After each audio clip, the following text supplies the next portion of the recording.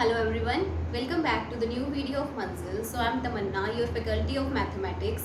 I hope that all of you would be highly engaged in the preparation of your exams. So today I have come up with the topic time and work, which is very important from the exam point of view. So let's begin with our first question. Our first question is A alone can do a work in 16 days and B alone in 12 days. Starting with A, they work on alternate days. The total work will be completed in how many days?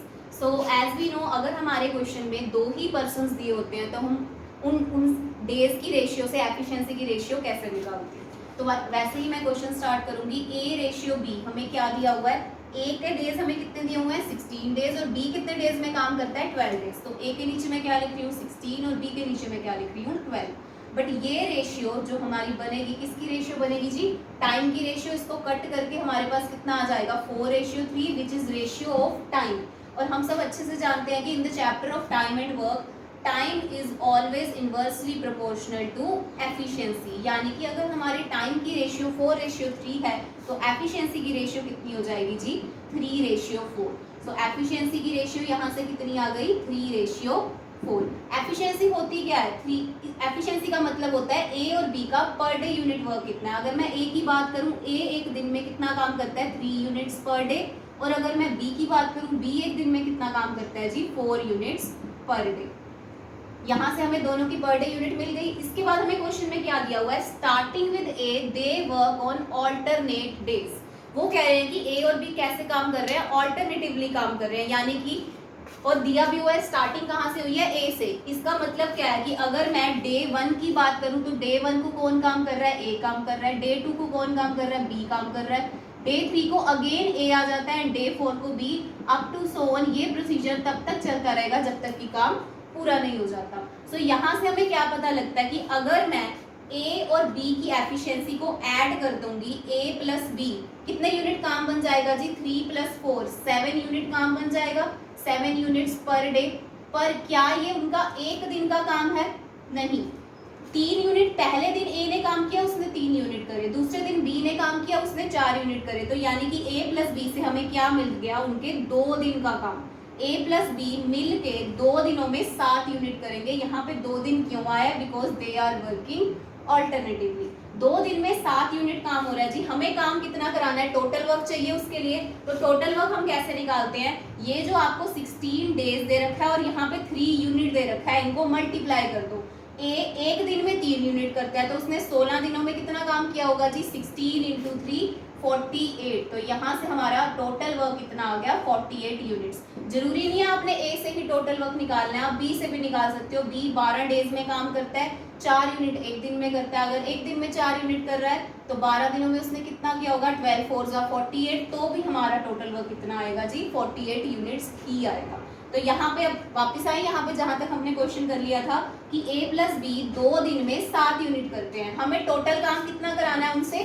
48 units कराना है. अब देखो 7 को किसी ऐसे number से multiply करो कि वो 48 यूनिट्स बन जाए. पॉसिबल नहीं है. तो आप 48 से नीचे कोई नंबर सोच लो, ऐसा कोई नंबर कि आप 48 के आसपास पहुंच जाओ. That is 7. 48 से नीचे 7 का मल्टीपल क्या आता है जी? 42. अगर मैं 7 को 6 से मल्टीप्लाई कर दूं तो कितने यूनिट्स बन जाएंगे? यहाँ पे 42 यूनिट्स बन जाएंगे. अगर मैं यहाँ पे 6 से मल्टीप्लाई कर रही हूँ तो ऑब्वियसली यहाँ पे भी 6 से करूंगी तो 2 × 6, यहाँ पे कितना आ जाएगा? 12 डेज. यहाँ से मुझे क्या मिल गया कि अगर ए प्लस बी मिलके काम कर रहे हैं और ऑल्टरनेटिवली कर रहे हैं तो 12 दिनों में वो 42 यूनिट्स कवर कर देंगे. बाकी हमारा काम कितना है? 48 यूनिट्स. यानी कि अभी हमारा काम तो पूरा हुआ नहीं है. तो नेक्स्ट डे कौन सा आएगा जी? हमारा 13th डे आएगा. 13th डे पे कौन काम करने आएगा? ए आएगा या बी आएगा? अब एक बात बताओ, जो मैंने यहाँ पे D1 D2 D3 D4 लिखा है, यहाँ पे जितने भी ओड नंबर ऑफ डेज हैं, ओड जैसे 1 3 5, इन दिनों पे कौन बैठा है जी? ए बैठा है. जो भी इवन नंबर ऑफ डेज है उन पे कौन बैठा है जी? बी बैठा है. यानी कि जितने भी ओड डेज आएंगे उन पे ए ही आएगा क्योंकि ए ने काम शुरू किया है. इसका मतलब जो 13th डे होगा वो भी एक ओड नंबर है. 13 इज अ ओड नंबर. तो 13th डे पे भी कौन काम करने आएगा? ए आएगा. ए कितने यूनिट करता है जी? 3 यूनिट करता है. तो ए ने 13 डे आके कितनी यूनिट कर ली? 3 यूनिट्स कवर कर ली. 42 यूनिट्स ऑलरेडी हो चुकी थी, 3 यूनिट्स ए ने आके और कर ली. कौन से दिन करी है? 13th day. तो हमारा टोटल काम कितना हो गया जी? यहाँ पे 45 यूनिट्स कवर हो गए. पर हमें कितना करना है? 48. अब देखो 13th डे के बाद आएगा 14th day. 14th day obviously कौन काम करने आएगा, बी काम करने आएगा। बी आके कितने यूनिट्स कर लेगा जी, 4 यूनिट्स। बट एक बात बताओ, जब आप 45 को 4 से प्लस करोगे तो आपका बनेगा क्या, 49 बनेगा। पर हमारा काम तो सिर्फ और सिर्फ 48 यूनिट है। इससे हमें क्या पता लगता है कि जो 14th डे है वो मुझे पूरा नहीं चाहिए। बी आएगा, जितना काम है उतना काम करके चला जाएगा, वो 14th डे पूरा कवर नहीं करेगा। तो इसके आगे हम क्वेश्चन कैसे करेंगे जी। 13 डे ऑलरेडी कंप्लीट हो चुके हैं, 13 लिख लो यहाँ पे। उसके बाद आप लोगों ने क्या करना होता है, फ्रैक्शन बनानी होती है, क्योंकि बी पूरा दिन तो नहीं ले रहा ना, उस दिन का एक हिस्सा, एक पार्ट ले रहा है। तो वो पार्ट हम कैसे बनाएंगे, जिस पर्सन ने ए के बाद अगले दिन काम करने आना है उसकी एफिशिएंसी नीचे लिख लो। एफिशिएंसी कितनी है जी, बी की 4 यूनिट्स है, नीचे लिख लो आप 4 यूनिट्स। पर हमारा काम कितना बच गया, हमारा रिमेनिंग काम कितना बच गया है, 48 टोटल यूनिट्स है, उसमें से 45 हो चुके हैं।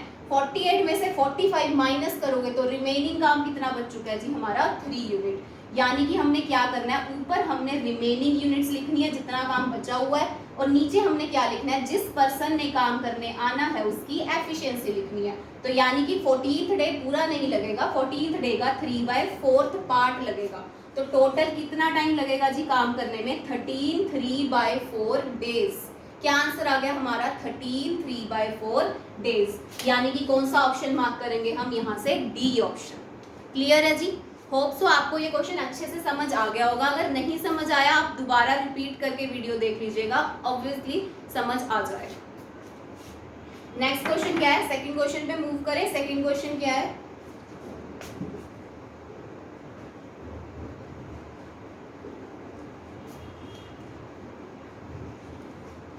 सेकंड क्वेश्चन में दिया हुआ है A B and C can do a piece of work in 11 days 20 days and 55 days. हाँ जी, यहाँ पे 3 पर्सन आ गए। जब भी हमारे क्वेश्चन में 2 से ज्यादा पर्सन आ जाते हैं, 3 पर्सन या 4 पर्सन, तो हम रेशियो से क्वेश्चन स्टार्ट नहीं कर सकते। तब हमें क्वेश्चन कैसे स्टार्ट करना पड़ता है, एलसीएम से।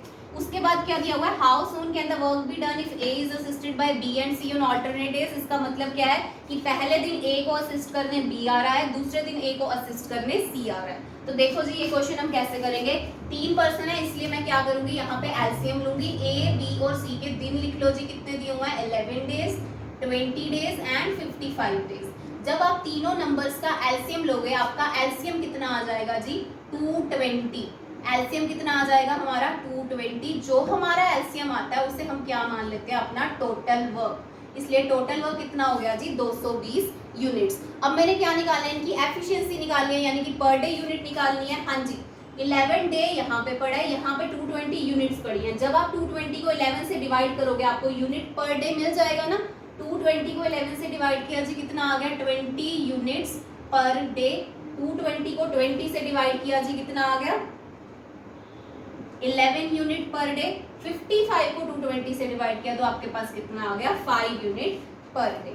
ठीक है जी, तीनों के पर डे यूनिट आ गए 20, 11 एंड 5। उसके बाद हमें क्या कह रहे हैं, how soon can the work be done if A is assisted by B and C on alternate days. इसका मतलब पता है क्या है कि डे 1 को ए तो हर दिन ही काम कर रहा है, डे 1 को ए की हेल्प करने कौन आ रहा है जी, बी आ रहा है। डे 2 को कौन आ रहा है हेल्प करने, ए की, सी आ रहा है। उसके बाद डे 3 को अगेन ए की हेल्प करने कौन आ रहा है, बी आ रहा है, अप टू सो ऑन। यही प्रोसीजर हमारा चलता रहेगा। तो हम क्वेश्चन स्टार्ट कैसे करेंगे, सबसे पहले बी असिस्ट करने आ रहा है ना, तो हम क्या लिखेंगे, ए प्लस बी एक दिन में कितना काम करते हैं। एक दिन में 20 यूनिट करता है, बी एक दिन में 11 यूनिट्स करता है। तो टोटल मिलके वो कितना काम कर रहे हैं जी, 31 यूनिट्स कर रहे हैं एक दिन में, 31 यूनिट्स। उसके बाद कौन हेल्प करने आ रहा है जी, ए की, सी आ रहा है। तो ए प्लस सी एक दिन में कितना काम कर रहे हैं, ए 20 यूनिट्स कर रहा है और सी 5 यूनिट्स कर रहा है। तो इसका मतलब क्या हो जाएगा, सॉरी यहाँ पे 5 नहीं आएगा। जब आप 220 को 55 से डिवाइड करोगे तो आपके पास 4 आएगा, यहाँ पे 5 नहीं आएगा, माय मिस्टेक, यहाँ पे 4 आएगा। यानी कि ए और बी तो हमने बिल्कुल सही लिखा है 31 यूनिट्स, पर जब हम ए प्लस सी लेंगे तो हमारे पास कितना आ जाएगा जी, 20 प्लस 4 24 यूनिट्स आ जाएगा। ठीक है जी, ए प्लस बी 31 यूनिट्स, ए प्लस सी 24 यूनिट्स। उसके बाद हमने क्या देखना है, हमें ये बताना है कि काम कितने दिनों में पूरा हो जाएगा। अब काम कितने दिनों में पूरा होगा ये हम कैसे निकालेंगे, देखो 1 डे प्लस 1 डे कितना हो गया, 2 डेज हो गए। यानी कि हम यहाँ से देखें तो 2 दिन का काम कितना बनता है हमारा, 31 प्लस 24 55 यूनिट्स। हमारा 2 दिन का काम कितना बनता है जी? 55 यूनिट्स बनता है, पर हमें काम कितना कराना है जी? 220 यूनिट्स कराना है। तो 55 को ऐसे किस नंबर से मल्टीप्लाई करूँ तो कि 220 बन जाए? 4 से मल्टीप्लाई करके। देखो यहाँ पे जहाँ मुझसे मिस्टेक हुई थी वहाँ पे लिखा था ना हमने 225 को 55 से डिवाइड करके क्या आ रहा था हमारा? 4। यहाँ से हमें पता लग रहा है कि 55 को अगर मैं 4 से मल्टीप्लाई करूंगी मेरा काम पूरा हो जाएगा। यानी कि 55 को 4 से मल्टीप्लाई करा, 220 यूनिट्स पूरी कंप्लीट हो गई। सिमिलरली अगर मैं यहाँ 4 से मल्टीप्लाई कर रही हूँ, यहाँ से भी कर दूंगी तो 8 डेज आ जाएगा। तो यानी कि 8 डेज में हम कितना काम पूरा कर रहे हैं? 220 यूनिट्स। काम फिनिश हो रहा है कितने दिनों में हो रहा है? 8 दिनों में हो रहा है। तो हमारा आंसर क्या आ जाएगा जी? यहाँ से B option, that is 8 days. Clear है? Both the questions are very easy and very important because the whole chapter is very important. Time and work chapter is very important for every exam, whether it be constable, head constable or sub inspector. So hope so आपको ये दोनों questions अच्छे से समझ आ गए होंगे. Stay tuned for more such videos. Thank you so much.